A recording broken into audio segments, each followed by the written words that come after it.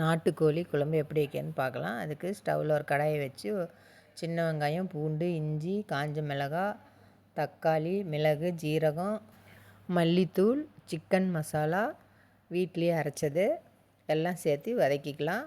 கருவேப்பிலையும் சேர்த்து வதக்கி ஆற வச்சு அரைச்சிக்கலாம். இப்போ ஸ்டவ்வில் ஒரு மண் சட்டி வச்சுருக்கேன். அதில் எண்ணெய் ஊற்றி ஜீரகம், சின்ன வெங்காயம், பச்சை மிளகாய், காஞ்ச மிளகாய் எல்லாம் போட்டு வதக்கி சிக்கனையும் போட்டு வதக்கி மஞ்சத்தூள், உப்பு சேர்த்து வதக்கி அரைச்ச மசாலாவும் சேர்த்து வதக்கி தண்ணி ஊற்றி நல்லா வேக வச்சுக்கலாம். இப்போ உப்பு பத்தல அதையும் போட்டு நல்லா வேக வச்சுக்கிட்டு தேங்காய் கொஞ்சமாக அரைச்சி சேர்த்துக்கலாம். இப்போ ரெடி ஆயிடுச்சு. மல்லி தூவி எடுத்துக்கலாம். சிக்கன் வதக்கிறதுக்கு ஸ்டவ்வில் ஒரு கடாய் வச்சு எண்ணெய், ஜீரகம், சின்ன வெங்காயம், மிளகாய், சிக்கன் மசாலா எல்லாம் போட்டு வதக்கிக்கலாம். உப்பு சேர்த்துக்கலாம். இப்போ மல்லி இலை தூவி எடுத்துக்கலாம். நாட்டுக்கோழி குழம்பு ரெடி ஆயிடுச்சு.